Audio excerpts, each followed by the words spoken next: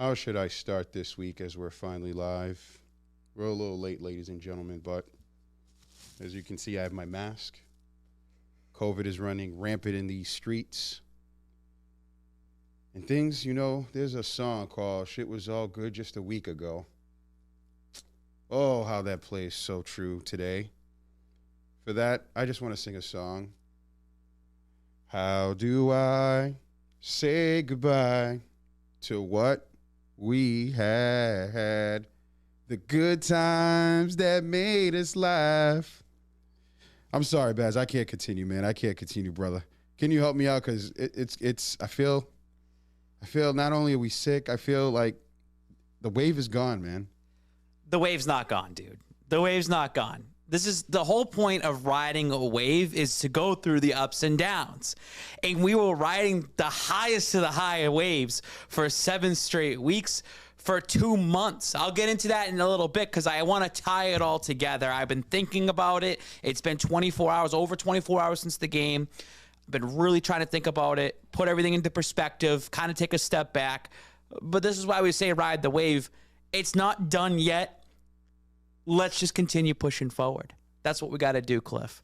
All right, man. I'm gonna listen. I'm gonna make you back into a believer. I'm gonna make you back into a believer. Well, let's go back into time then. This is what I said, right? Today I posted this as I'm uploading this, Cliff. You got me on the. I got to put our link out there for everybody to watch, man. There's people out there. Let me tell you something. I think our show every single week has been growing. Yes, it's been growing, and you do a great job with everything. And those that are watching, that you tune in right now, we appreciate you watching. We want you to share this with everybody. This is awesome. We're going to get more people involved in this as the time goes on. I said this today. If you were to go back in time and you said this at the beginning of the season, the Patriots are going to be 9-6 heading into the final 2 weeks with the chance of the playoff berth, you would consider that a successful season. And it is true that the 7-game win streak really hyped up our expectations. But everyone, we should be happy as of right now. They're finishing over 500. They're not losing to Jacksonville. They are not losing to Jacksonville. Brian Hoyer could start, and they're not losing to Jacksonville this upcoming week. You're going to finish with 10 wins for the New England Patriots. This has been a successful season. I will not be that hypocrite because I have said in the past, the way this team's been playing, you got to make it to the playoffs. And they should be in the playoffs. It should happen. So, Cliff, I want to look at it this way. I'm going to put this all together. Let's go back in time, guys. Let's go back to last season. The New England Patriots went 7-9. It was a transition year. Cam Newton was here. Offseason comes. Cam Newton gets signed. He's pretty much your QB1. All of a sudden, Mac Jones is drafted. There's a quarterback battle in preseason. Mac Jones didn't have the first reps with this team at all until the final week of the preseason. Cam gets cut. That moment right there, the odds were the Patriots are an 8-win team to a 9-win team, right? 9.5 is what Vegas had them at. So you go into the season, Mac Jones is finally with the ones, and they start the season 1-3. You split the next two, you're 2-4 to start the season. And most fans are looking at it, and you saw how the games were going. You're like, oh, this team is better than what they were, and you kind of knew that. Facts. The Patriots go on a 7-game win streak. Cliff, we haven't seen 2 months of football like that since the beginning of 2019. Good point. And it was so great that, you had a lot of these fans that have gone down to Tampa, and I'm a Tampa Bay fan until further notice. You had others that were just like, I think the Patriots aren't good anymore. You had some kind of believing in Mac Jones, but were like, I don't know. Those 2 months, that 7 weeks, brought all of the fan base back together and really bought into the New England Patriots culture and what they have going forward. But here's the thing, right? Because we're all hype men. I'm a hype man. I'm the hype king, not the spike king. And the media is going to put it out there. The fan base is going to put it out there. I talked to my good friend Joe Mazza today, who's an actual Patriots fan who doesn't like the spike king because he doesn't like the extra stuff around it. But I want to hear what a true guy has to say about it. And he goes, listen, the team was always here. This is where the team was always going to be, right? No matter what the win streak was. The win streak made everyone think the team was all the way up here when realistically they've always been here. These last 2 weeks have shown that's where the team is. We should be happy. The Patriots are going over 500. We should be happy. The Patriots have something going for them going forward. As long as this Patriots team gets into the playoffs right now, and Mac Jones gets a little playoff experience, and some of these other guys get that playoff experience, humongous W for the season.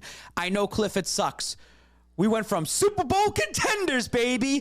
That's what it hurts. To being almost the odds-on favorite to go to a Super Bowl. And everyone was hyping up, it's going to be Tampa Bay. It's going to be the New England Patriots. And within 2 weeks, it's just kind of fallen flat. That's okay. You gotta ride the wave into the hype. That's what you got to do. We're back into reality. You got to get refocused. Now you have the Jacksonville Jaguars come up. Mm-hmm. Cliff already knows the Miami Dolphins game, and Week 18 is going to be a tough one. You said it last week. I did. But, take a step back. Be happy with that. Football is back in New England. Yeah. You have a serviceable quarterback, a rookie quarterback that you're seeing the mistakes now, and you say, hey, I hope this guy fixes it going into next season, the season after that. And remember this, like last year, there was a lot of hype about Justin Herbert, and they went 7-9. They went under 500. So your rookie quarterback's going over 500. None of these other rookie quarterbacks can really say they've done anything this season. Good point. He got into the right system at the right time with Bill Belichick, Mac Jones.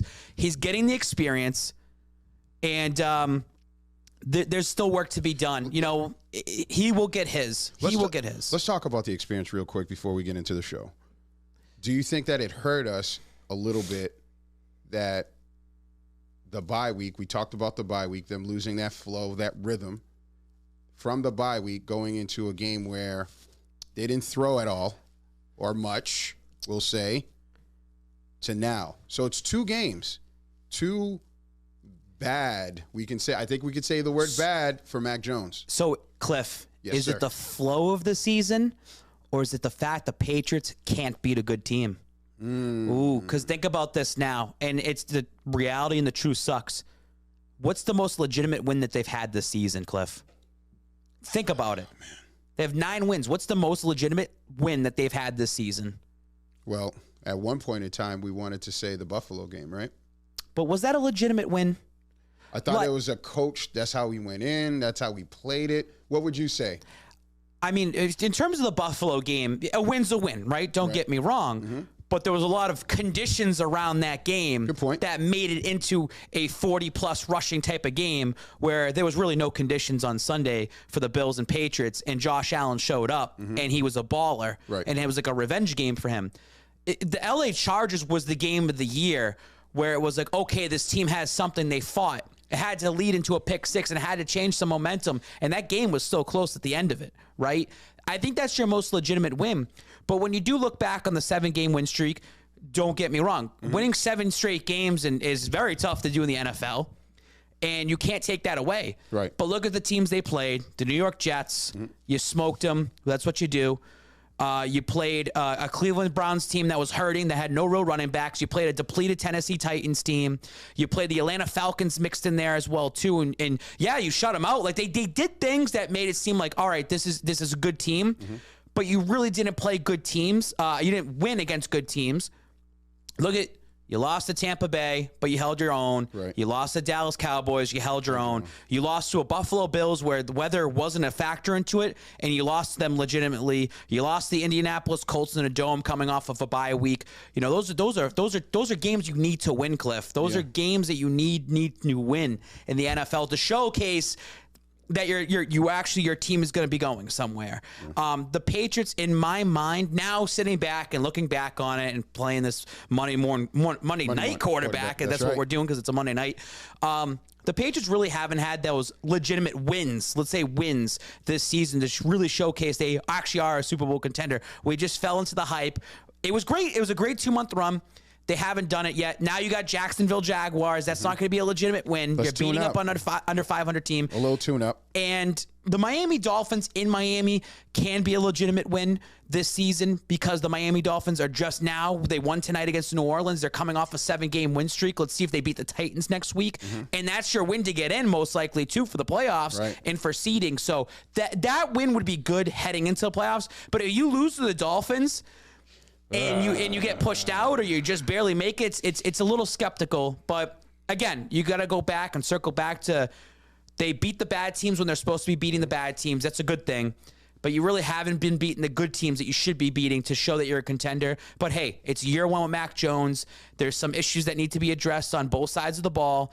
They can get that fixed in the offseason. I think the hype's brought back in for the Patriots, and I think it's another important offseason coming up. I know I'm getting ahead of myself, but the fan base is going to be paying attention. Who are you going to draft, and what you're going to get here for free agents, and what are you going to do for trades? And I think that's going to become very important coming up. Yes or no? If we lose to Miami, how do you feel about it? Bad? So I think, it's going to suck losing to Miami, getting swept by Miami. Milk Tat's going to be all over me the entire offseason after that. And I think it's going to hurt more when Miami bounces you from the playoffs. That's pretty much what the scenario would end up being. Correct. And it would hurt. But I will say this, and I kind of heard this on the radio today, so it's cheating because I'll steal takes. It's all I do. It's okay. We all do it. That's what I do. We're borrowing from our OGs. Borrowing. That's right. I thought this was kind of good. You know, the Miami Dolphins have Tua. Yep. And they were going through their struggles. They started 1-7 to start their season. And there was so much talk about Deshaun Watson going to Miami. Yep. There was talks about Tua being kicked out of the team. Let's move on from Tua. And remember, their one win was against the Patriots to start the season. Right. Remember this. Mac Jones and Tua come from the same system. And they're in the same division. So let's say the Miami Dolphins beat the Patriots week 18. It's going to start adding to a new rivalry that we're going to start seeing in the NFL, Tua versus Mac. I actually like that. I like to buy into storylines, man. I'm a big wrestling fan. That's all it is. Storylines, right? Like same thing with boxing or UFC storylines. That's a storyline you'll buy into like next season, the season after that. If the Miami Dolphins can make the playoffs and go on the run, they're keeping Tua. Yeah. And great for Flores. We've always spoken highly about Flores, too. Yes, we have. So it builds into that. Right now, Cliff, you have 3 teams that the playoffs ended right now. Like the season ended today and the playoffs started. You have 3 teams from the AFC East in the playoffs right now. So that should show that the competition really is there. Yep. And because it's always been, the AFC East is so weak. I hate they that have nothing going on. Silly.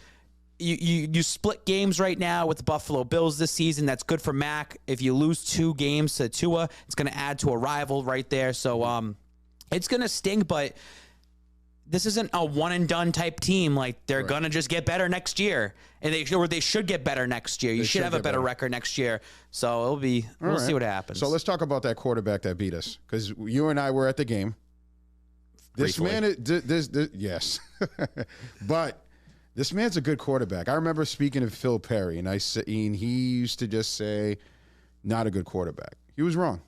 I think he has the tangibles to be. Yes, he does make mistakes. Yes, we didn't pressure him. Why we played zone, especially when we were at goal line, I don't know. But that's coach. But this guy can still do things like both run and throw the ball. Let's look at the stats up right here. Stats are right here. What do you think about those numbers?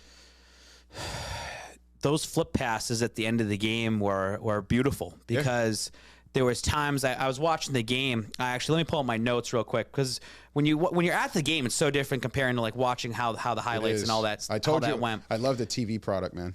Oh yeah, I mean the fact is this. So like the way I looked at it, these are the notes I kind of wrote down. I want to go drive. The Bills on the first drive, they fought hard. They extended plays. Singletary had like a second down run. Fought for 5 extra yards. They went forward on 4th and 2. And that's another thing is they were not afraid to go forward on 4th down. Both sides, but they weren't afraid to go forward on 4th down. Now, is that telling for us? Is that saying something about our defense?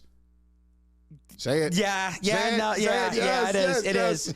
When a team's not afraid to go for it on 4th down. Yes. And I will say this about the defense, though. When you look back on it, it was a couple goal line stops. Yep. It was 3rd down, they stop them. 3rd down, they stop them. But there was also times, too, it's like someone wide open, they drop it. They made a mistake, right. Buffalo. But they weren't afraid to just go back and let's try it. Yeah. Why not? Because they knew also offensively, hey, if we don't get this, which happened, it did happen.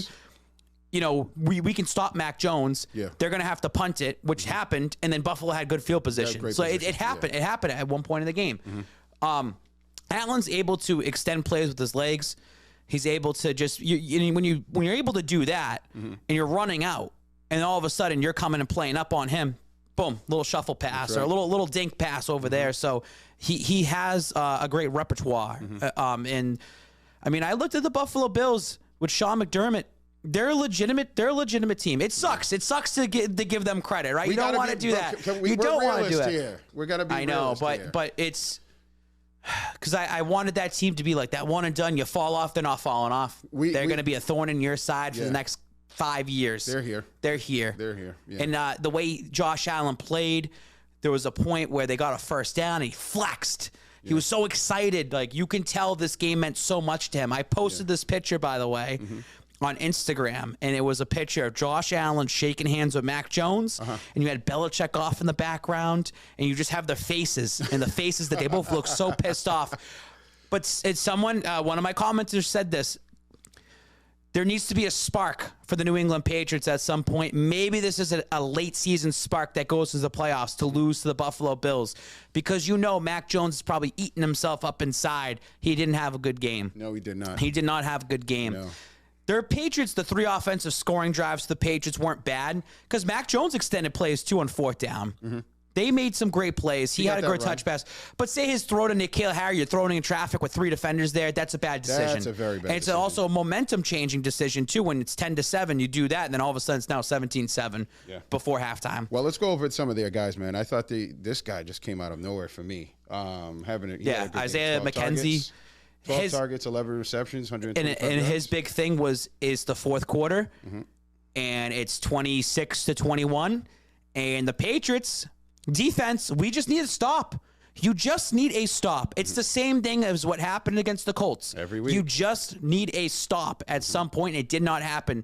McKenzie was their guy that got all those first downs pretty much in the fourth quarter when you really needed a stop. They could not stop him at any point.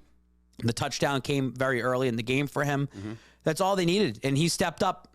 And you look at it, and it's like they were already down 2 receivers in that game. They're already down a couple offensive weapons, and you let that happen. It's pretty embarrassing for the New England Patriots defense. And I'll say this, too. There was that stat where there was no punts for the Buffalo Bills. Yeah. And that has not happened in how many games under Bill Belichick? It was something ridiculous. That's ugly. It was ugly for the defense. So that's where it's weird, because the Patriots defense going into the bye week was the #1 defense in the league. Yes. They were looking great. Right. They were steamrolling. But now when you start playing against legitimate teams, and look at that, the Colts, legitimate team. Right. The Buffalo Bills, in a non-type of weather type of game, legitimate team. Facts. Dallas Cowboys, the Cowboys put points up on you. Yes, they do. Tom Brady put points up on you, 20 points, but it could have been more depending against the weather. If you had Rob Gronkowski as well, too, like good Antonio point. Brown didn't play. Right. Like, you know what I mean? Like, they didn't have certain weapons for the Tampa Bay Bucks. Don't forget that, too. I mean, this team also let up like 20-something points from the Houston Texans as well. So they got into a groove in the season, but it's just like, what happened to that defense? Yeah. And I'm sure it's eating Belichick inside, because we discussed it, who was coaching the defense, and you knew it was Bill Belichick. So it's got to be beating him up inside, being like, why is our team doing this? Yeah, well, let's talk about the other side of the ball, right? Yep. So I feel like because the defense wasn't getting any turnovers, this guy wasn't getting enough opportunities to hopefully do something, because I feel like the Patriots are always coming back, right? Let's look at these numbers. It's hard when your defense is giving up points every single drive, and you need to come out there and fire away, because you're going to have 3 and outs, or you're going to make a mistake. You're going to have to punt it. You're not going to be able to play perfect football. The Bills played perfect football in the sense of they were able to score pretty much every single drive. They're able to go out there. They didn't have to punt it. Right. Mac Jones, when you have 145 passing yards, no touchdowns, he had 2 interceptions. The last interception does not count. It was just a Hail Mary type of throw. So I really don't want to talk about that. But the interception, it was a pretty poor decision. Looking at him throwing in traffic to N'Keal Harry, got tipped up. It ended up being an interception. I thought that was a bad decision on Mac's part. Other than that, those 3 drives, like if you watch those 3 scoring drives, he had some good throws, though. He had a great touch pass to Jacoby Myers at one point in the game. But it's tough when we've talked about this. They don't have a true wide receiver, star wide receiver that's a deep threat. Yeah. They don't have a Stephon Diggs. Nope. They don't have somebody that you could just throw out there.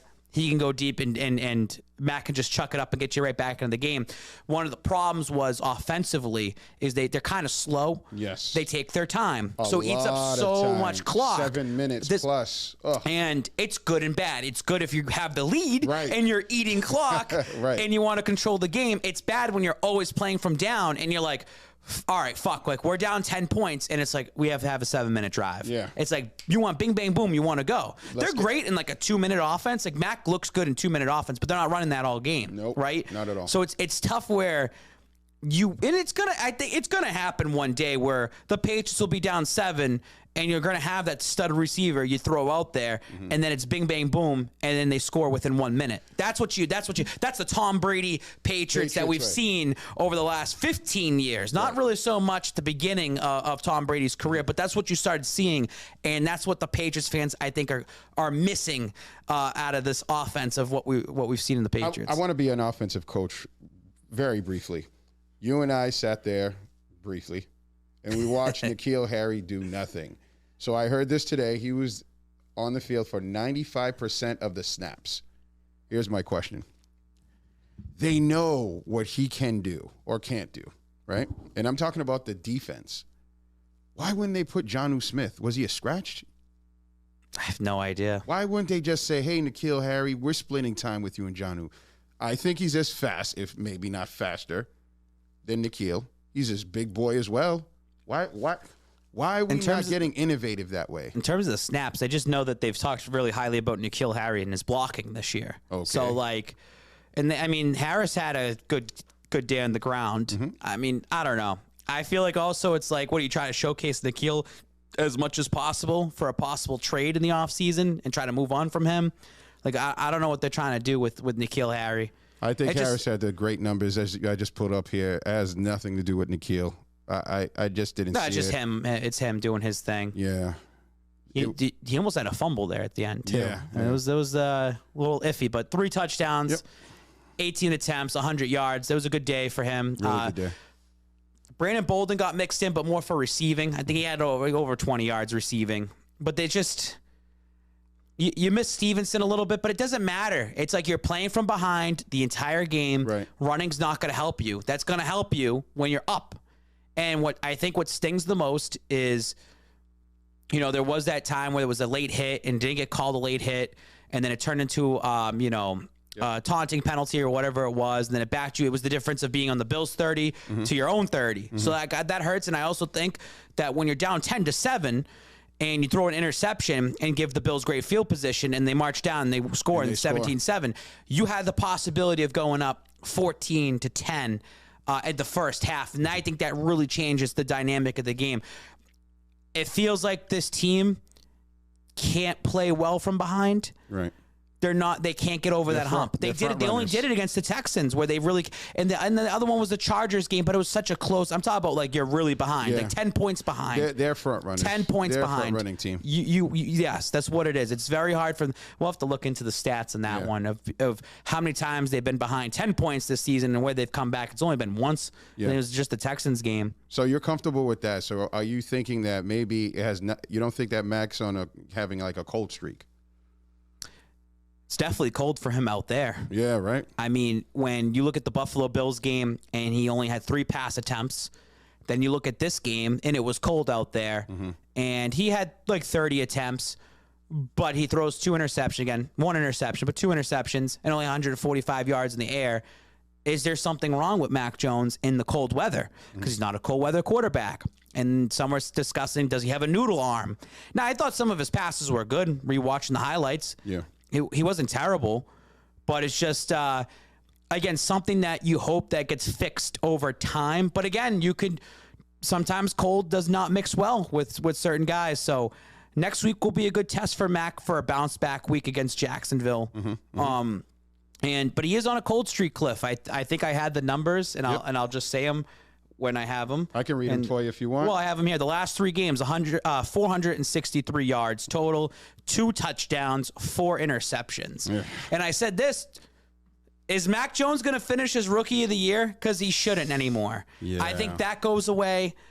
Jamar Chase looks like he's going to end up getting it. The Cincinnati Bengals have now leading the division. They stomped the Ravens. And also Bill Belichick, Coach of the Year. That might have just went away, too, with these last 2 losses. So, again, it's just how much that we've built up into this hype with this team. And that's a good thing. But when you build too much hype, your expectations go from here and your new bar sets up to here.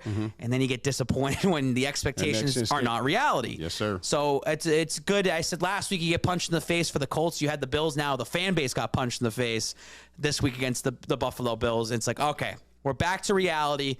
We got 2 more games left. Win these 2 games, especially in Miami. Get some momentum. Get into the playoffs. If the season ended today, the Patriots be in Cincinnati, they could win that game. They'd have a legitimate shot against Cincinnati. They could go to Tennessee and beat a Tennessee Titans team. Going into Buffalo, wild card weekend, I'm not sure about that.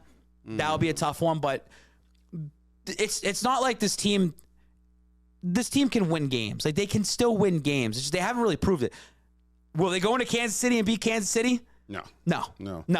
Sorry. I'm sorry. No. But prove me wrong. Just rewind this, Dito. Rewind this and save it, Dito, and say, he said they couldn't do it. He said they couldn't do it. He's just like everybody else. No, the Kansas City Chiefs look legitimate. Like, they've got it back. They got it going. They have it going. They are the New England Patriots of the last few years, where they started the season 2-4, and everyone wrote them off. And you got Jackson Mahomes getting all the hate, and then all of a sudden they flipped it. They started 2-4, and they haven't lost a game since then. They are on a winning streak themselves. They're 11-4 now. They're going to lock up the 1 seed next week. It's crazy to see that. And Pat Mahomes is legitimately the best quarterback, not named Tom Brady, out there, and Aaron Rodgers too. Right. But he's a top 3 quarterback, Pat Mahomes. You're not going to be able to stop them. And now, if I'm looking right now at the AFC and looking at everything around it, I don't know who's going to beat Kansas City. Like, I really don't know who's going to beat it. But I would love the New England Patriots to go into Kansas City and play.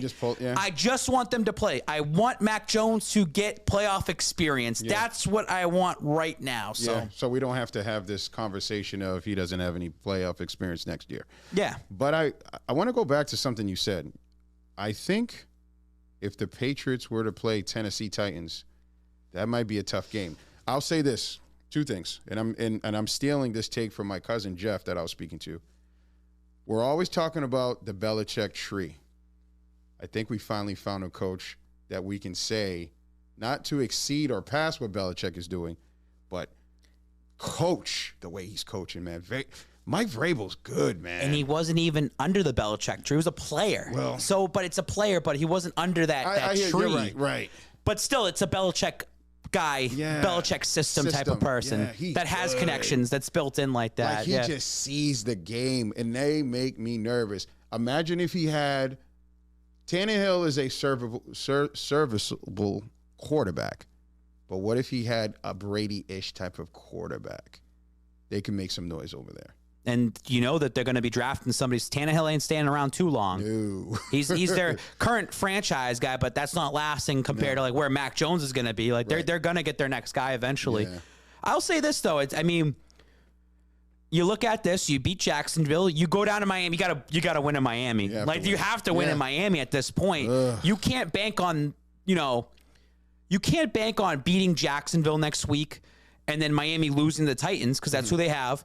And then say, okay, we clinched the playoff berth, and then you go down to Miami and lose. Like, even though you're in the playoffs, it's like, Like, then it's like, what momentum do you have going into the playoffs? None. Just like in 2019, when you lose at home to Miami, and you had no momentum going into the Titans game at home.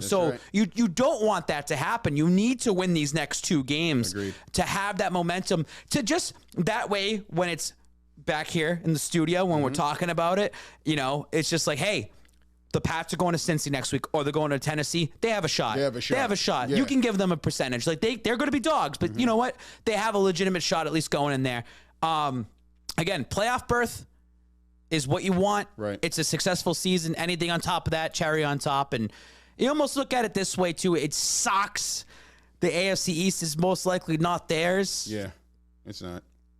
You need some faith from the Atlanta Falcons out of all teams to go into Buffalo and beat them. But it's just Matty Ice, you owe us something, damn it. We'll stop making 28-3 jokes if you just if you just win this game for us. You know what? I like that. We'll do that. Atlanta Falcons, please, we'll stop. I will never make a 28-3 joke ever again if you go into Buffalo and you beat the Buffalo Bills and the Patriots take care of business and it flips over and the Patriots win the AFC East. I will stop making fun of Atlanta. That's completely in the past. All is forgiven. All is forgiven. Agreed.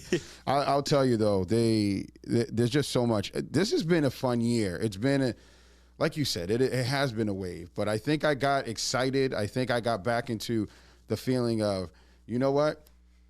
We're going to cruise now. Because you know what? We were seeing us playing some decent football.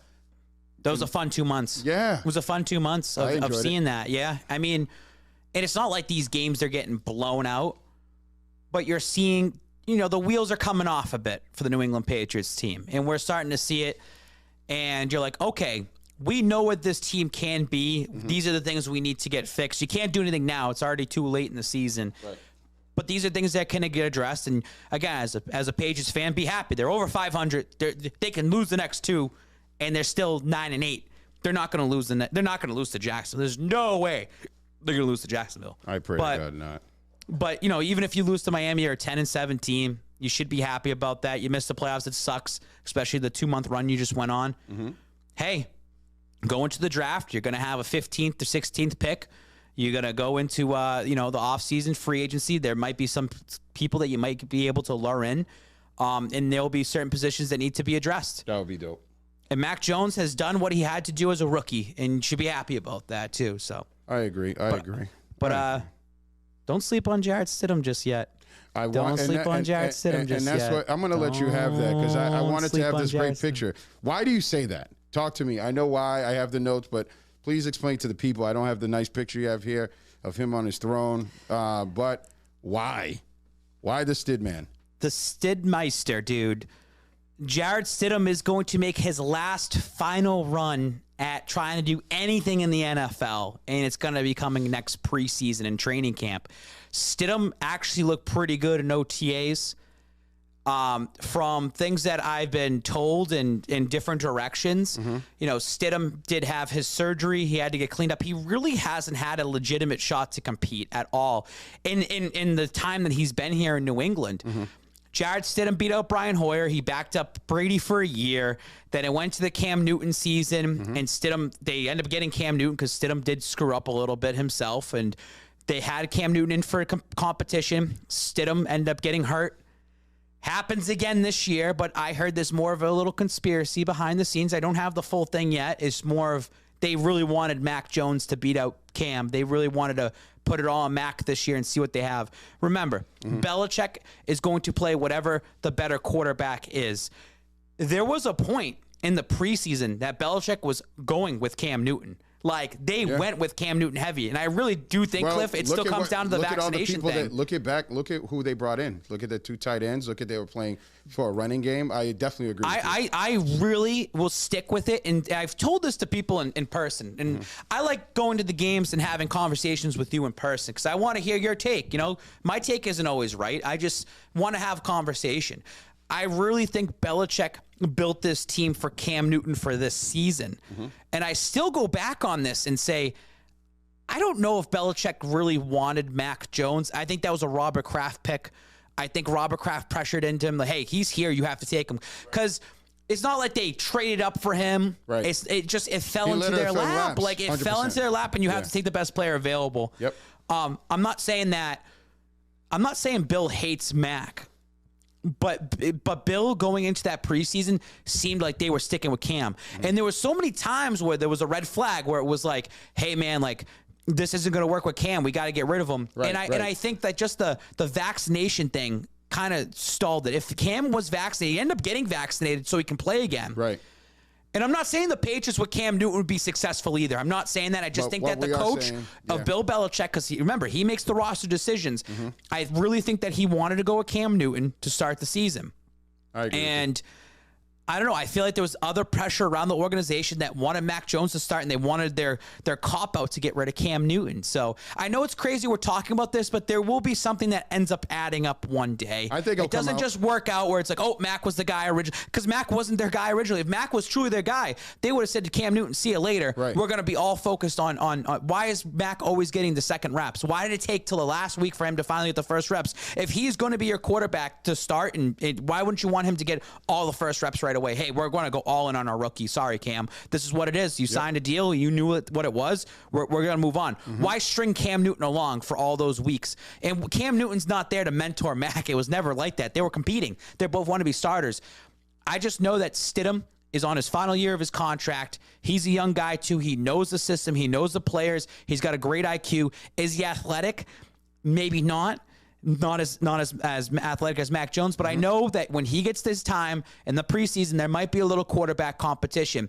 And I'm going to say it only if Mac Jones kind of puts up a stinker in Miami, or if they go to the playoffs and he doesn't look good, because he's still young, he's still raw. And remember, Belichick's going to play whatever the best quarterback is possible. It's possible, yeah. And if Stidham's on his last year of his deal and Stidham looks good in the preseason, like, oh, shit, like this guy actually has something, let's ride the momentum with Jarrett Stidham in his last year and see how it goes. But I'm just saying. We're going to go back to this. No. I think that's a great point. It's valid. It makes sense. You right? know. You know what I know, and I know what you know, and you know what I know. I'm just saying. And it's also a business. It's a business. It's a business. You know what I mean? You gotta. You have to have people understand that. They support each other, but there's also, like, Cliff, if it's me and you, and you're the starting quarterback of the New England Patriots, and I'm the backup, I want your job still. Of course you do. Brady wanted Bledsoe's job. Like, you're just going to, and you have to wait till the time. It's all timing. And when the timing comes, you got to take advantage of it. That's all it is. And I mean, this guy's still in the team and he's still rostered. They could have easily cut ties him and said, never going to work out. We'll see you later. There's a reason why he's still around. You're right. They see something in him. And I know they see something in him. And I know what they have within him. So he just hasn't had the opportunity. Well, I think I do hope, if that is the case, right, that they do allow him a real opportunity to shine. But I also hope that he really just grabs it by the reins and just runs with it. Because it's not necessarily a clear camp. Yeah. Because now the team has rallied around Mac. The team likes Mac. The team wants to see Mac succeed. And also from a business perspective, it's better for Mac to succeed because you have control of the contract. Yeah. It's good to have that healthy competition, like you just said in that case, because if Jarrett even makes a run at it and makes a stab, because, you know, what's a good thing is this. Mac beat out Cam Newton, right? So that's a good little, like, notch under your belt. You beat Cam Newton, like, and you beat him out for a starting job. But he always has to have someone gunning for his job in order to keep him at a top level. And maybe they see Stidham that way. And maybe Stidham does enough to push Mac into being better than what he is. They did it with Brady for a lot of those years. They try to bring somebody in to have competition. Brady took it as competition, even if it was someone as shitty as Ryan Mallett or whatever they had as a backup. Matt Castle, Brady knew, hey, we're going into this training camp and we're all even. That's what they need to keep instilling in Mac Jones. And say, when Mac does beat out Jarrett Stidham, that they'll have someone drafted now, because Hoyer's going to be gone eventually. They're going to have the next guy that competes. And here's the thing. If somehow Jarrett Stidham ends up becoming the guy and Mac Jones is there behind, they're both young. Like, they're still young. It's not like Stidham could be still the franchise quarterback. Like, it could happen that way. And I also think, too, if you had a very healthy Jarrett Stidham out there, in the way that they've won their games this year, and you looked at the stat, you looked at the stats of 18 touchdowns to 12 interceptions. You're telling me Jarrett Stidham couldn't have done that this year? He has a better arm. You could, but you're telling me that Jarrett Stidham couldn't put up 18 touchdowns and 12 interceptions and have a very, very, very similar stat line to that rookie? I'm saying yes by just saying he has a better arm. Yeah, that's it. I'm just keep an eye on that. No, I got Maybe there's an agenda I'm pushing purposely. I don't know. We'll find out. We'll find out. You know, there's reasons, there's methods to my madness, and why I have to say certain things. They have methods. We have methods. You have methods. It's all a method. Perfect. My Venmo just dropped right now, so it's perfect. All right. Bingo. Now let's talk about these stats. Thank you so much for the payments, ladies and gentlemen. All right. So this is the wave to the playoffs. Things have changed, Cliff. It happens really quickly. It has. You look at the Miami Dolphins. They're 7-7. Not no more. They're 8-7 now. So just swap out Baltimore and put Miami right there. That's where they are. You got Kansas City, Tennessee, Cincinnati, Buffalo, Indianapolis, New England, Miami. Baltimore has been just pushed out to the curb. If you follow TikTok, we hooping. He must be hurting right now. Embarrassing loss for the Chargers to lose to the Texans. I know the Patriots were in a spot like that earlier this season. Was unreal. Las Vegas is clawing They went through a situation with Henry Ruggs, and they lost John Gruden. They lost a couple games in a row. They're trying to claw right back. They have a legitimate shot. And things are still tight. You got Cleveland and Pittsburgh Monday Night Football next week. You have the Denver Broncos. I think they're going to be out of it. Look at their conference record, 3-7. They really have no tiebreakers or no favors going for them right now. Yeah. The Bengals, who were at the top of the AFC at one point, they were 5-2. Don't forget that. They were sitting right at the top. They fell off, but they got themselves back up there.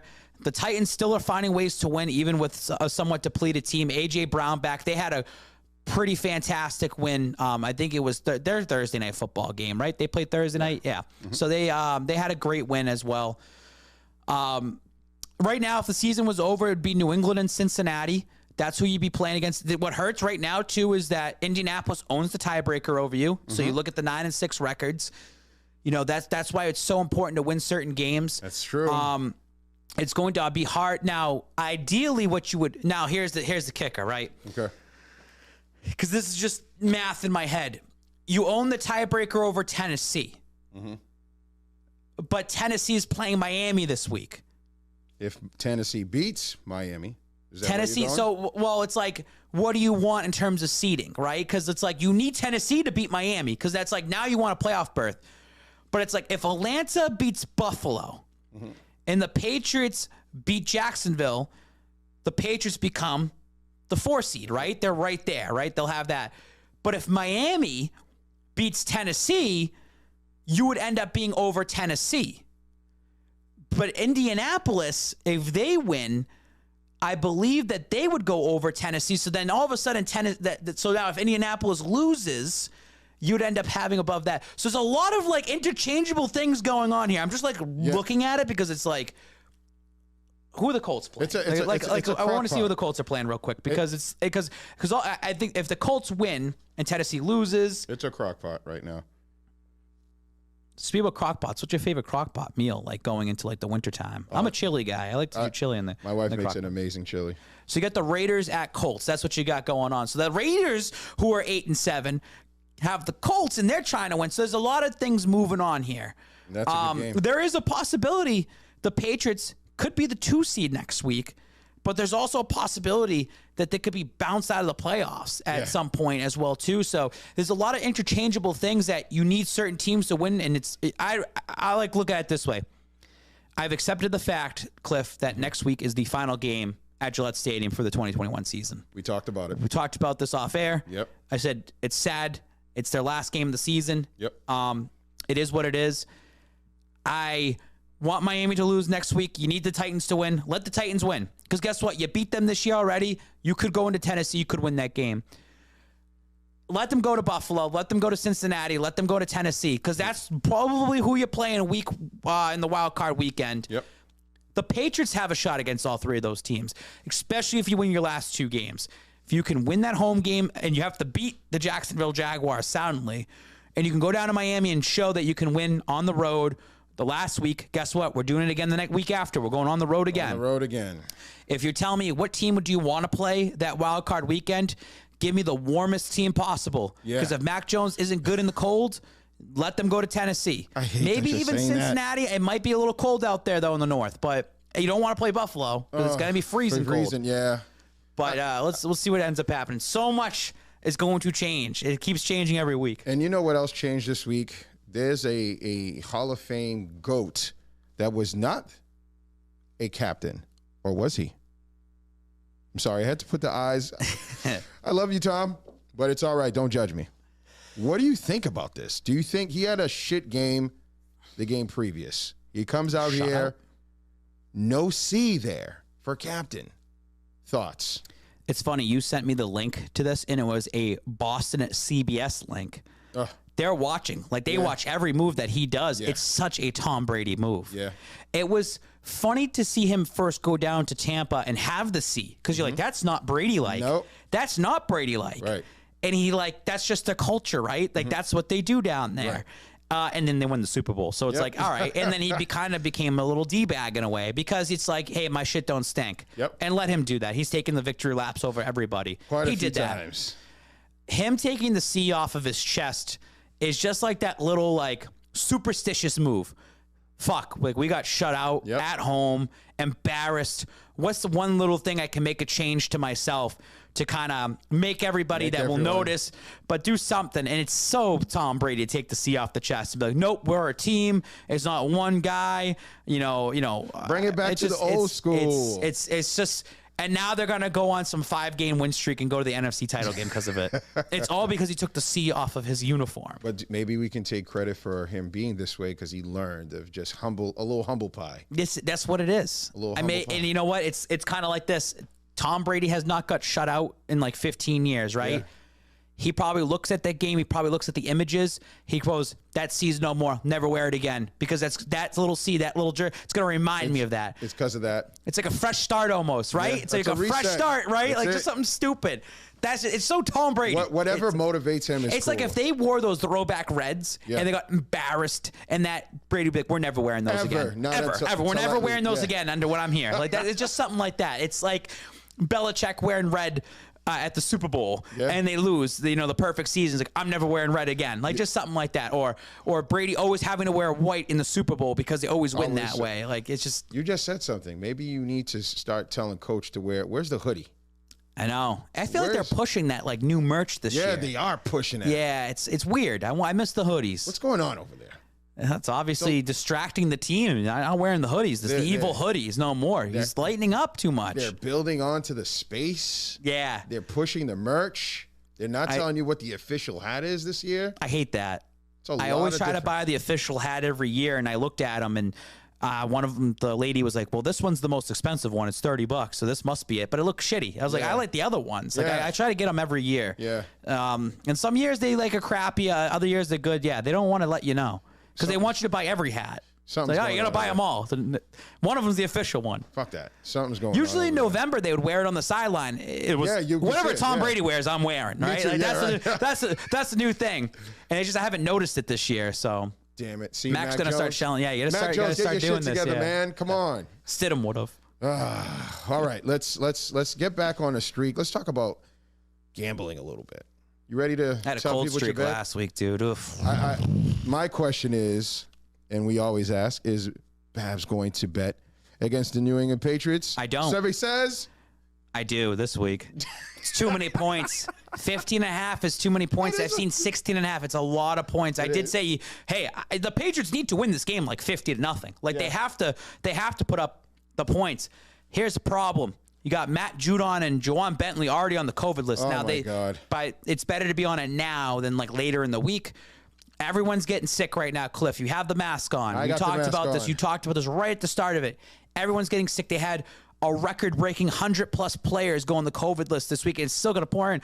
What if Mac Jones goes on the COVID list this week? Because it's very possible. They all played in the cold weather. They're all going to have flu-like symptoms. It's going to happen. Yep. And all it takes is that one practice this week out in the cold for one of these guys to get sick, a major player. So I would take the Jackson, and I know Jacksonville's going through their own shit right now. It's just a lot of points. It's always hard to go minus 15.5 or minus 16 for the Patriots. Yeah. Especially when you look at their last two games, the way they played, and they've let crappy teams stay in it for some games. It's just tough. It's a very tough read on this. I wouldn't feel comfortable. We're honest here. I don't feel comfortable.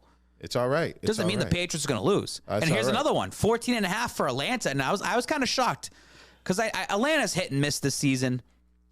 Buffalo's lost to Jaguars. That's another thing too. Yeah. Going back into that Jaguars, like they could play. They can play. It's the season, man. I'm telling you, very weird season. Atlanta is a 14.5-point underdog. I like the points here. I'm not going to take a money line. That would be stupid. I took Carolina money line against Buffalo last week, and then their kicker, they had no kicker, and I was like, what the hell? Buffalo's been a little bit iffy at home this year too, so I would take Atlanta. I mean, the Falcons, I don't know their playoff scenario. We don't ride the wave in the NFC. Nope. We don't care about that. But I think Atlanta's still fighting to at least be over 500. They're 7-8 right now.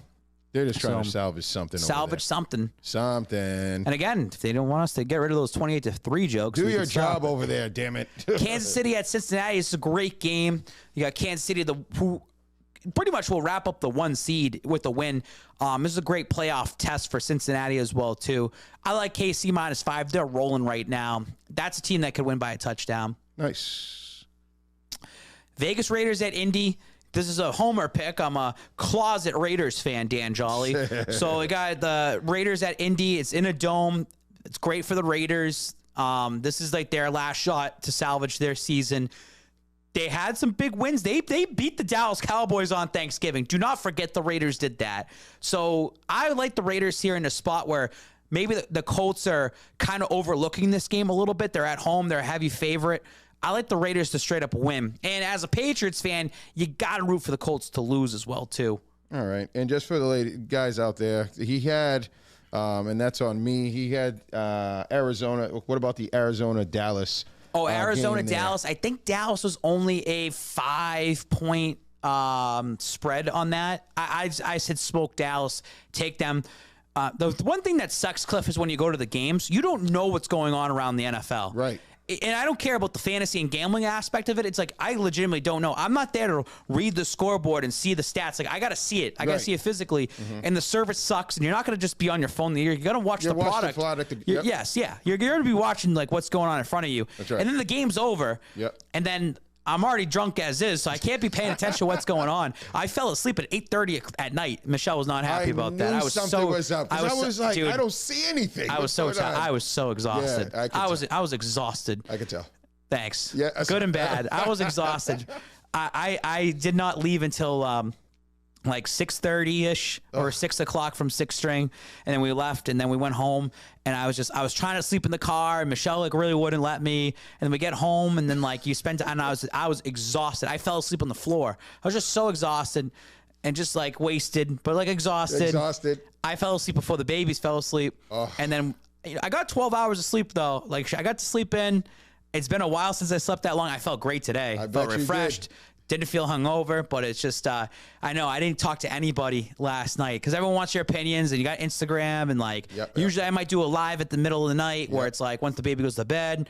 I missed out on all that. I didn't even text you to say like, oh, thank you and all that. So I know I was done. I was quiet. And now another curve. Because then when I woke up and I see, wow, the Cowboys scored 56 points. I was like, what the hell? So I was just what did I miss? Damn it. Yeah. Maybe this might be a new trend for you, man. Get some good sleep. I need good sleep. Good sleep is key. This threw me off, though. I was shocked. Ladies and gentlemen, it's a first here at the Boston Power Hour. This guy. Oh, we got to get into the bowl games. Listen, I've been a degenerate gambler. So it's bowl game season. And this week, the 31st, New Year's Eve day, New Year's Eve day is, I think these are the games. Georgia at Michigan. So Georgia, I've only dabbled around, on the playoff side of it, Georgia, and it's weird. They take a whole month. You talk about bye weeks. They got a bye month. That's insane. It is crazy. Yeah. But Georgia at Michigan. Georgia's a 7.5 point favorite here. Georgia's defense has been absolutely stellar. Michigan's look good, but I think Michigan's kind of fraudulent too. I think Georgia should just steamroll this game. Are you just hating on Harbaugh? No, it's not that. It's just I feel like watching what I've seen from Georgia. Georgia was undefeated until they lost to Alabama. And, I mean, Alabama smoked them. Yep.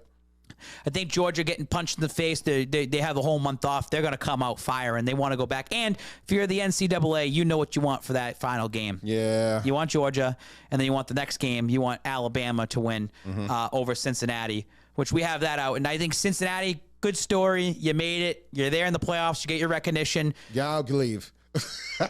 But Alabama's is Saban ain't going to – I mean, I had a little – great run because Bama was underdogs to Georgia, and I took Bama and I ran with that, and I had a great run for about a week and a half, and I've been on a cold streak. I would parlay both Georgia and Alabama on their heavy spreads now. Take it. Those that you want to see, this is what you're going to see on that day. Both of them win soundly, big, and then you know that they're going to have a big clash the next week when they play each other in the championship, and that'll be a fun game to watch. Interesting. It's the only time I pay attention, to college football. Yeah, I don't know why. You know what it is for me? If I'm not, I need to know who I'm dealing with. These kids are here we need today, to pay attention tomorrow. to it because Georgia and Alabama, because of how many players the Patriots have. Here. Yeah. And who are the Patriots going to draft out of? Because they're drafting somebody out of those two teams. They're going to draft somebody, so it's a good way to keep an eye out. Send them Rutgers boys over here. Unreal. All right, so we've been talking about doing a couple things because you know how nervous I get about certain games, the Miami games. I wanted to have you around me. We're talking about Boston Bowl, ladies and gentlemen. We're talking about having another watch party, and that's Sunday, January 9th at Boston Bowl. I want to say this because I actually I made a nice little graphic thingy last week. But this week, as you guys may or may not know, we both work in the health field. Today was a freaking rough day for COVID. Oh, it was. I really need people, and I think we obviously talk about sports, this is the Boston Power Hour, but let's just shut sports off for a second. Or even if we don't, look what's happening. The Celtics, did they have to go sign like someone's friends to come play today? How many people are out today? And the 10-day contracts have been bananas. It's been great to see some of these older players just come right back in the league. It's fun. Is it Joe Johnson? Joe Johnson. Richard Jefferson has said that he's going to be signing a 10-day contract soon. Are you serious? Yep. Wow. But just look at it, like Jason Tatum and Matt Judon, like just two big names in the Boston sports went down today and both have COVID positive. So they're out for a couple days, and it's been ramping up. Especially it's the post holiday. Yeah. It's cold and flu season, so you're gonna have some signs and symptoms. Even GRD, he got tested positive for COVID. I mean, and you can protect yourself and do everything you can. Yeah, it happens, man. Especially now with this new Transformer Omicron one, it's unreal, man. Like it's really hitting everyone. But what we're saying is, we are going to, and I'll put it out there, still speaking to the people over there, because their concern is really just trying to be safe with their platform and distancing. But what we'll probably have, we're going to have our little area, which is the experience area. We still want you guys to come and experience Boston Bowl event and a good time. Come say hello. Come take some pictures with some distance between us. But that's going to be January 9th. We're going to start at noon because the game starts at what, 1:15? 1 o'clock. So we'll be there much earlier than that, but we're there no matter what. We're there. We're doing an in-person event. But what we want to do is we don't know how many people can invite come. Everyone. We don't know what the restrictions, because they're changing. Oh my goodness, they're changing right now. Every day. And I think, I don't know if Michelle Wu changed it now, to get into certain establishments, you have to show your card. Yeah, they're going to start doing that all through Boston. And it's changing literally, like you said, every day. So, but stay tuned. Keep watching his channels or his page as you do. And we're going to just keep pushing stuff. We'll get it out there. Once you figure out 100%. As long as we're there, that's what matters. We're still going to do our thing. We've already been telling we're going to be there. We're going to definitely be there. I wanted to just do something with the fans to say, hey, come inside and really hang out with us, just like we did at the Brook. I think that was pretty cool.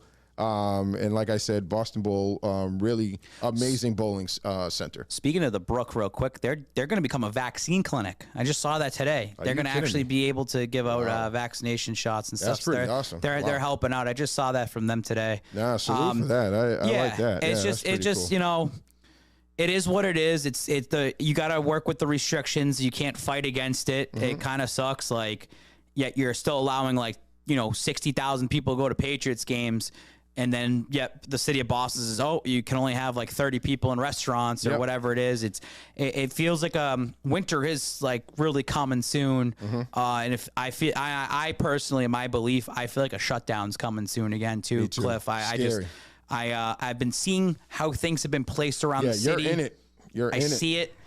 And you just, even from what happened last week about, in terms of a hospital feel, right? Mm-hmm. Where it's no more elective surgeries. They're supposed to start cutting back on that. Yep. The National Guard has been now activated across the state. It makes me feel they're getting prepped for something bigger, and they're not going to let you know yet. They can't let everyone know to freak out. Right. I look at it this way. In the medical field, let's say, is a broad way. Mm-hmm. They need to make money at some point. I feel that they're going to start admitting more people with COVID. Someone's got to make money. Insurances are going to have to pay for it. It's tough. It's tough how it works, man. But it is what it is.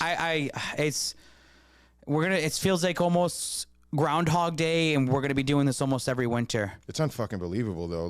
We've been here. We've done this. I thought we've learned, but I guess we did. You said that you're mentally drained. I'm spent. From this.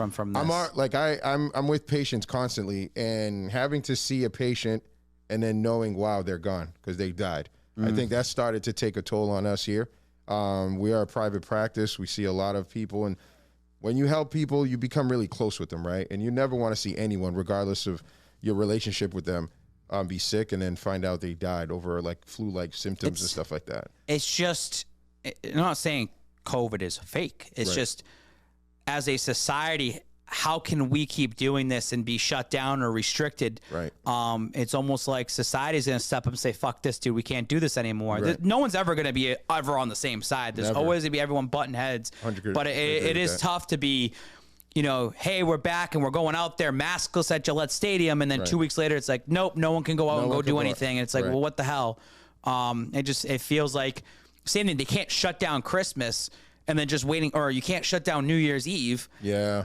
Especially when New Year's Eve this year is on a Friday night. And it's a Saturday. That's going to be bananas. And I think they're just prepping for like, okay, every January we're going to be doing this. Because I think schools are already going to be going back to online classes when they start back. For my kids, yeah. Like I said, the elective surgeries are getting canceled. Yep. Like my mom needs a knee surgery. I was like, you better find out if you can even get it or not. Yeah, slide it in. Get it in there quickly. And then like just, you know, they're starting to scale back and go back into this phase. And I feel like it's just going to happen again. They're going to shut us down for about a month. And when I say shutdown, it's just restrictions. Like that's what it is. And now it's going to go into. But here's the thing, too, Cliff. It's all right. You have to show your COVID vaccination card. How many people are going to actually be looking for that in the restaurant industry? And that's the point, right? How many times have I gone into restaurants and bars in Boston and they don't care about your mask because they don't want to lose business? That's a problem. It's tough. There's no like CDC police going around saying, "Oh, when money's involved, people just do what they got to do," you know. And I saw this TikTok about Michelle Wu. I don't have any opinions on her as of right now. I don't live in Boston, so it's. I saw her TikTok. She was at the police station at one of the police stations, and because it's becoming like mandatory vaccinations across the board. If you work in the city of Boston, like it's like becoming mandatory. I have patients that have lost their jobs already. So this woman brought up a point and she's like, Michelle, like you have kids, right? She's like, yes, I do. Okay. Did you eat any shellfish? Did you eat, do this? Did you smoke? Did you do drugs when you're pregnant? No, I never did that. Okay. My doctor recommends me, because I'm 20 weeks pregnant, not to get the COVID vaccine because there's not been enough studies yet. Shit. But if I don't get it, I lose my job. What do you do? Right. And Michelle was rattled. She like had no idea what to say.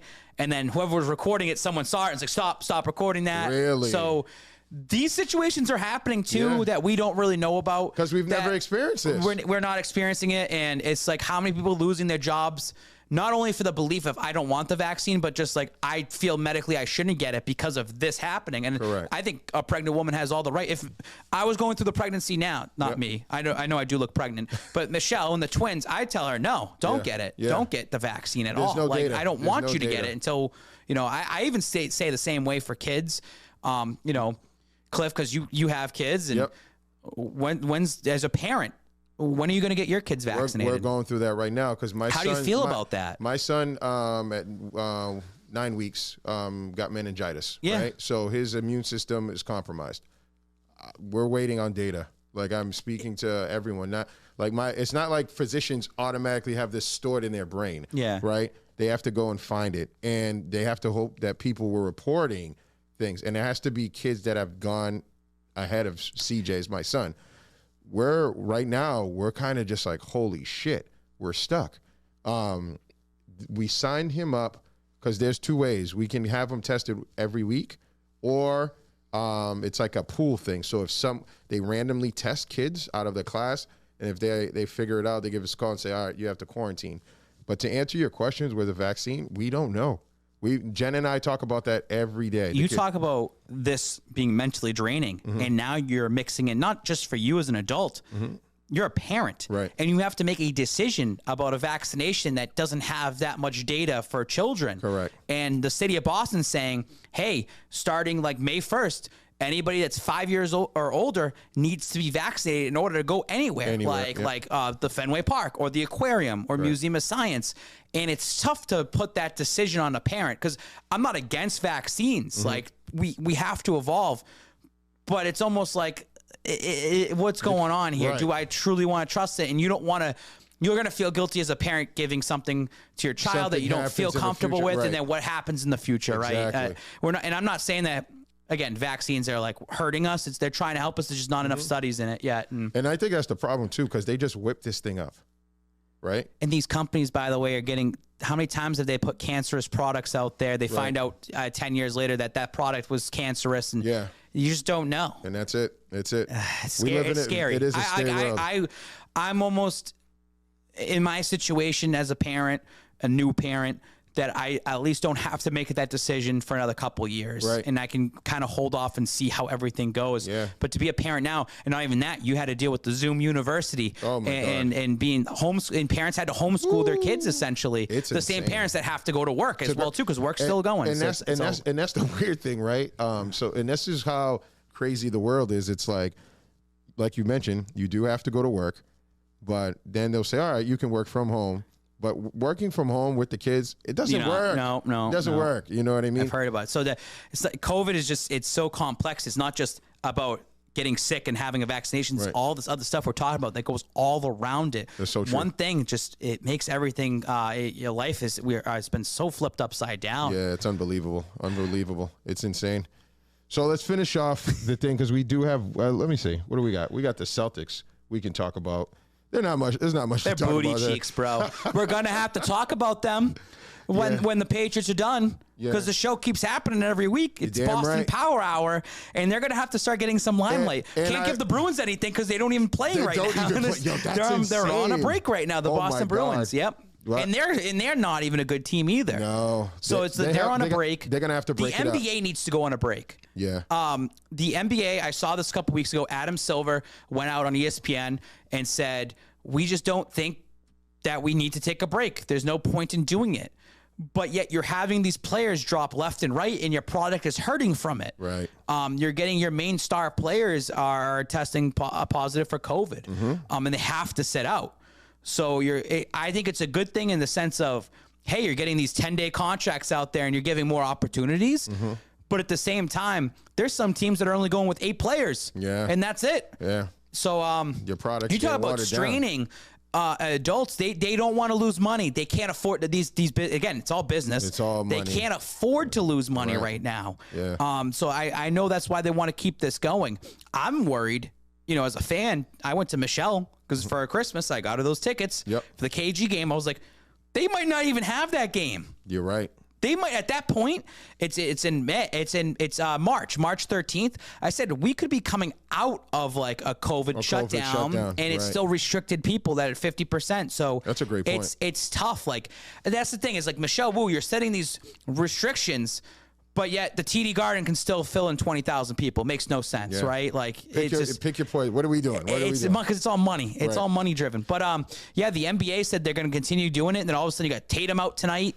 Yeah. You got and then they lose to the Timberwolves. Yep. They're 5-8 right now in the month of December, and it's not just COVID. They are bad. Yeah, they're not a good team. No. They cannot figure it out. The bench is horrible. They don't have it. There's a lot of problems over there. They literally who did they play on Christmas? They just put the Bucks. The Bucks. They were 19-point lead. Stomping on the Bucks. They look great. They always play well against the Bucks. They've won 4 of the last 5 going into Christmas, and they score at least 117 points or more. Right? I saw that. So they stomped on them to the point where they gave up the lead. Giannis being Giannis. Yep. He only had 7 points in the first half. He's a truck. I know this because I took the over 25 points. And he scored like 19 points in the third quarter. He took over the game. There was a point where I think it was on Twitter, and it was Jaylen Brown, Marcus Smart, Jason Tatum were yelling at each other in the final minute who's going to bring the ball up. Neither of them want the ball, I don't think. And it's like, dude, like one of you needs to do. They need to get rid of Smart. Like I agree. How many times? I'm here to say it. I think GRD. It was like maybe a week ago. Went to one of these games here at the Garden, and Smart. It was 4 seconds left, and Smart does like a full court heave, and it went out of bounds. It was unnecessary. They could have had enough time to drive the ball up and go for a 3 or whatever they had to do. And Corey yelled at GRD. Yells out, "What are you even doing?" And Smart, after the game was over, walked up to the crowd where Corey is sitting because there's other people jawing. Right. And Marcus Smart said, you guys are supposed to be fans. Like, you don't support us. It's like, well, Smart, you're an idiot for doing what you do. Right. So he's going after the fans a little bit because he's getting critiqued. This team just looks bad, and the fan base is starting to lose it because it's like this team has too much talent to be the team that they are right now. I think they're now the 10 seed right now. Yeah, they've definitely slipped out. And it's funny because it's probably why my buddy, shout outs to Balcony Boa, gave me some tickets for Wednesday. I'm going to bring my son. First game, I wonder who's going to be there. I know. Probably no one. He's going to be like, where's Tatum? Where's this guy? You know, I just want to look up really quick, too. And Jaylen Brown tonight, because Jaylen Brown hasn't looked bad. And since he's come back, he's been their scorer. I told you. I like Jaylen Brown. We talk about what you got to have, Jaylen Brown or Jason Tatum. Yep. And let me see what's 26 points tonight for Jaylen Brown. Now, it was 8 for 24 field goal. He got 2 3-pointers. He had 10 rebounds. Nice little double-double for him. Okay. Jaylen Brown, pull this right out. 26 points, 25 points, 34 points, 30 points, 23 points, 20 points, 19 points. And that was when he had a 12-day hiatus from December 1st to December 13th. He's been having 20 points or more pretty much every single game he's played. Jaylen Brown's your guy. Yeah. I mean, the proof is right there in the pudding, guys. I'm just pulling out stats right now. We've been saying this. We were very pro Jaylen Brown podcast. That's what we got. That's what we are. He's been crushing it this entire month, man. Yeah, that's kind of weird. He had 8 free throws tonight too. So, and I'll agree with you. I tried the Marcus Smart experiment. Nope. I think I'm done with that. Can't do it. I'm done with that. No, should have never been on that. Yeah. I don't know why. Fuck this whole heart and soul type of bullshit, dude. He's the heart and soul of our team. He's their defensive guy. Like, he hurts your team more than he helps your team so many times. Yes, he wins you games, but I don't care if he wins you 4 games and then he loses you 12 games. Yeah. Like, that's what it feels like with Marcus Smart, and he cannot gel. He's messing up. There's no chemistry. He messes up the chemistry. He doesn't bring the chemistry. Yeah. He must have done something to Brad Stevens to save face or know something that. He got some dirt on him. But he's a tradable asset. Yeah. I want this team blown up at the trade deadline. Yeah. Blown up. Like, I'm talking like you got to trade Marcus Smart somewhere. Okay. I say you trade Schroeder somewhere. Schroeder's got to go. Because I think Schroeder's on the COVID list too. Oh, really? But he's definitely a player that on the contract that he has for that 1 year. Yeah. He's worth it to a contending team to take him and hold him. Yeah, I think so. Trade your assets right now. Yeah. And just kind of fold for the season. I said this last year. Yeah. That the Celtics should have tanked one of these years. They should be in one of these situations where they should be tanking. Wait a minute. Because you know what you have already locked up. Like everyone else does? Is that what you're saying? Well, in the NBA you have to tank. You do. Like, you have to tank. You do. But you got to tank if you can tank for a couple years, but have the assets around you and have better players. It's the perfect situation. Miami did it. Milwaukee did it. Mm-hmm. Yeah, you got to tank. You got to tank to get the players, man. And you already have a Brown and Tatum. Imagine telling those guys, "Hey, you're getting paid millions and millions of dollars. You're just going to be benched for the year." Like, we're not going to force you out there. I mean, they did that with Paul Pierce. In 2007. Yep. Right. Like, before. he was hurt. He was hurt, but they didn't force him back. Nah, just take the year off, dude. Yep. We'll figure it out. Gonna get somebody. They took those assets and they took the trade assets. Yep. And I know that they had the best shot to get 1. They ended up getting 5. Yeah. And they're projected to get Yi Jillian, if you remember that name. Yes, I do. He ended up going to the Bucks, I believe, is where it ended up going, or whatever. They ended up being a swap around. They ended up using that. They got Ray Allen KG. Like, it's just like, that's what ended up happening at the time. Yep.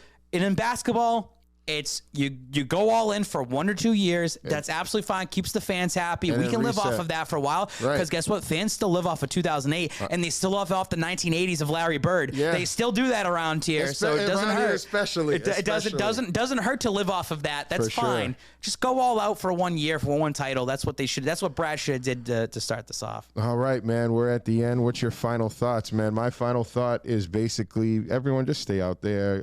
Continue to root for your teams, especially the Patriots. Stay as safe as you can. Join us January 9th, Boston Bowl. More info coming. That's all I got, man. I don't really have anything else.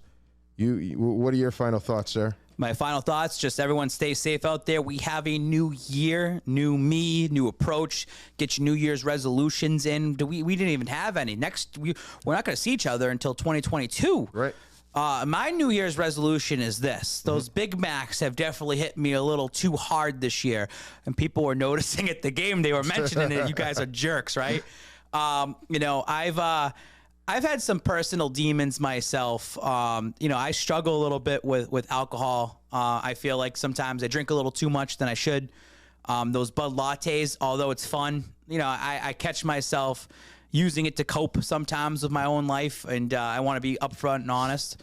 Not saying that I'm an alcoholic, but Michelle's sisters are in AA. They've gone through some stuff. I get to talk to them and hear things. So I've said this to myself that, when the Patriots season is done, because, you got to go out there and you be this guy, and we'll go to Boston Bowl and we'll have drinks and stuff. I'm not going to have any alcohol to start the end of the season. Going into the next year in September, I want to go on like a 6-month sober journey during this year, both for my own well-being and mental state, but also to lose some weight too, and I think to just better myself. It's tough to admit it. It's tough to kind of put it out there, but I think that's what my goal is for 2022 is to get back into what I was prior to doing the Instagram stuff. It's been a wild 5 years of doing this, and it really has put a lot of things on the back burner for myself physically and mentally too. So I think I just need to take a little break. Doing this, of course, we're still doing this, but it's been nice being home a lot this season compared to, and then when I'm going out, it's like, it's night and day. I like being home more. Yeah. I like being with my girls and having those days. And, there's a lot that I want to work on for myself this upcoming year. Ladies and gentlemen, I want to give a clap. There's clapping going on. I honestly, there's people clapping. I'm clapping. I want to just say that's what's up. I love to hear that. This is the transformation, right? Because you and I, before we started the podcast, we were here for 2.5 hours. You're like, hey, Cliff, I'm the Spike King. It has to be a way of doing things. And I said, yeah, you know what? You're going to mature, you're going to transfer, and you're going to just become this new personality, this new you. And it's pretty dope to hear you saying that out live, so people know, hey, listen. Want to be accountable for it, too. And that's what's up. I salute you for that. That's big, man. That's big. Yeah. And checking your ego at the door is something that I always tell people to do for these other podcasts that I do, and just for myself, because when you grow up and you get a little older, you start really understanding what's really important. You got 3 young ladies at home that are waiting for you, and they need you to be healthy. They need me to be healthy. And you know what when I'm saying? I'm turning 31 this upcoming July. Yeah. So your body can't handle what you used to be able to do in your 20s. No, it can't. And you still think mentally you're in your 20s and you're not. So I think that's another reason of just hey, you need to reassess yourself and like you say, check yourself at the door. This is a whole new decade for you. That's it. You're trying to cling on the past a little bit. And it's like, nope, you gotta. Yeah. I want us to show a little bit more maturity going forward and start changing things up. So listen, we'll both be gentlemen and we'll have glasses of champagne and we'll be drunk with money. Yeah. How about that, ladies and gentlemen? My name is Clifford Bonet, and you guys know who that man is over there. I think when we get back, I'm having a Big Mac withdrawal. Is it New Year's? It's New Year. New Year. Same us. Same show. Next Monday we'll be back here. We'll get ready for Boston Bowl. Yeah. And then we go right into the playoffs. And I hope that we have. I hope Boston Bowl is an ultimate success. Yes, sir. And it will be, no matter what. And then I hope that we'll march right into football season and ending, and then we'll go right into March Madness. We got basketball. Yes. I just hope there isn't a humongous sports shutdown. Yeah. But you know what? We'll find it out. We had a great Christmas episode, by the way. I love going back in the stories. That's pretty dope. I completely forgot to get this when I was up in Lawrence. I have that freaking briefcase of all the tickets. I got to bring that in. Get out of here. I got to bring that in so we can go through it and stuff like that. I think once the football season's over, we're gonna have some good content of like things that we got to talk about. Okay. So. Well, ladies and gentlemen, you heard it here. This is the Boston Power Hour. We thank you. Stay safe. Happy New Year. We'll see you soon. And again, congratulate yourselves for everything that you guys are about to accomplish. Take care.